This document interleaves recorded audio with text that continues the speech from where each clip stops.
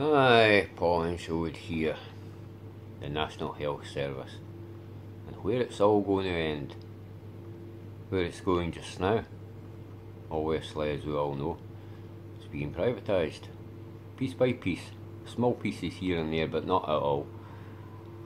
They're aiming for the American model, where everyone must get insurance. We know this too, most of us. For anyone who's been living in a cave these days, this is the reality of the NHS. Even the doctors now are saying on their videos, whether it be on Facebook or anywhere else, their interviews and everything, that the Tories aren't doing this because they are incompetent. As I've been saying all along, now the doctors are saying the same thing I've been saying for months. The Tories know exactly what they're doing. They're not doing this because they are incompetent and they are dumb and stupid. The Tories always know everything they do. It doesn't matter what they do.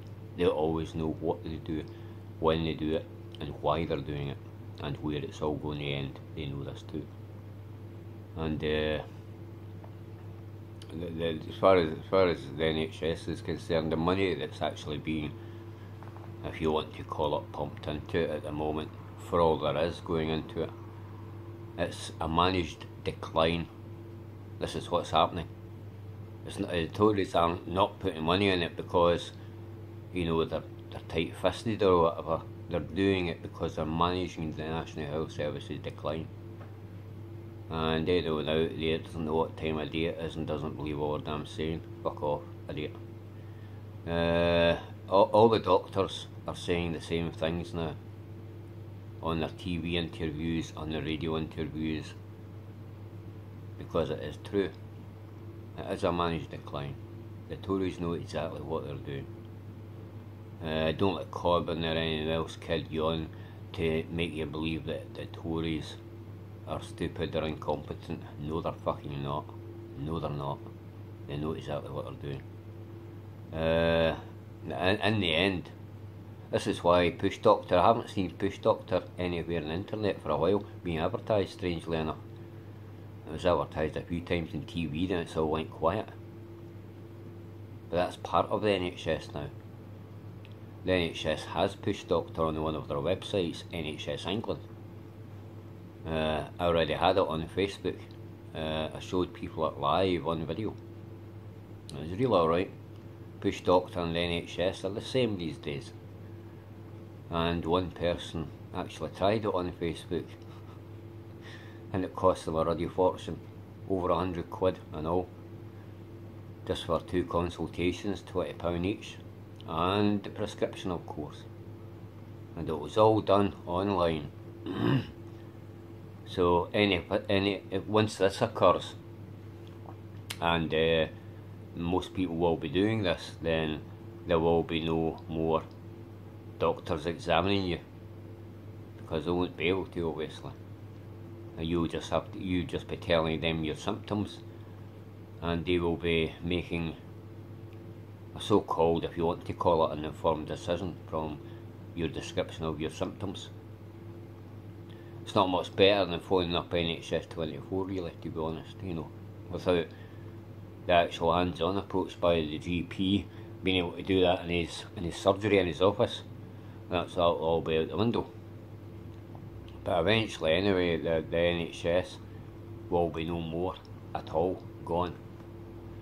And this is where the Tories are heading with this. It'll probably take about 10, 15, maybe 20 years before the NHS is completely gone, but it will be.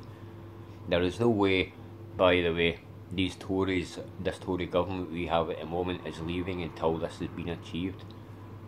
Once their target at the moment, so far as NHS is concerned, is before they leave. They're not leaving until they've made this NHS more privatised than privatised can be. Once everyone's opening insurance policies with insurance companies for health, because out of necessity basically, then the Tories will have done what they're trying to do at the moment. Once they've done that, that's when they'll probably leave, for the time being, until Labour lets them back in, because Labour are fucking wankers. Socialists my arse. If they were, they would keep them out forever, but they won't. Tories, Labour, same side, different sides of the coin really. The same coin but different sides of it, you know. And this is why Labour will never sell out the Tories, never has done, never will. They're not interested in shutting the Tories out. They're not fucking socialists. But getting away from that anyway. This NHS is history because there isn't anyone in this nation that's willing to stand up for it. They all say they need it, they all say they want it, they're all using it. Half of the population in this country are using the NHS right now on repeat prescriptions. Soon they'll have to pay for them. If they don't want to stand up for what they believe in and what they need, they say they need, then they can't need it that much, can they? It's sad, it's so sad that people will sit there and watch the decline, not just of the NHS, but of free education. This is exactly what's happening with the schools too. Managed decline. It's managed decline by the Tories, this government, the last government. And obviously 2 Theresa May governments and 2 David Cameron governments, put it that way. It has managed decline. And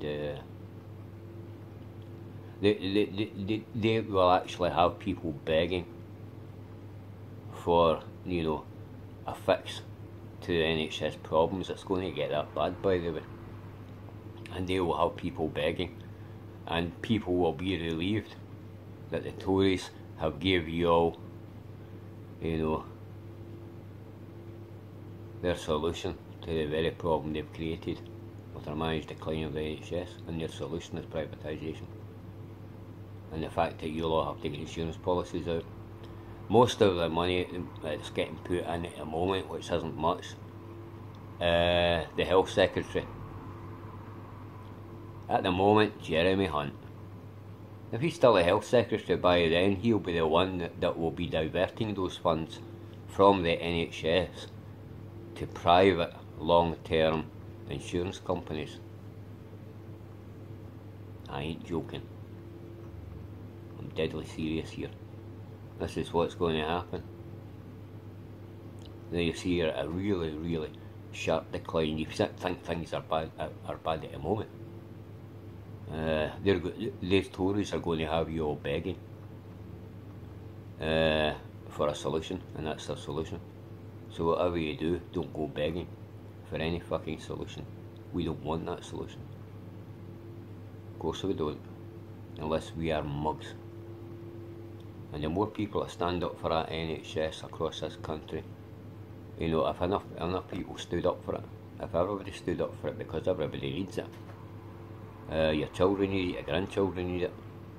What's going to happen when you can't afford the medical insurance, and your child, whether it be your 2-year-old son or your 1-year-old daughter or 5-month-old grandson or granddaughter, and it's a real emergency, you know, real emergency, and there's nothing anyone's going to do because you don't have the money.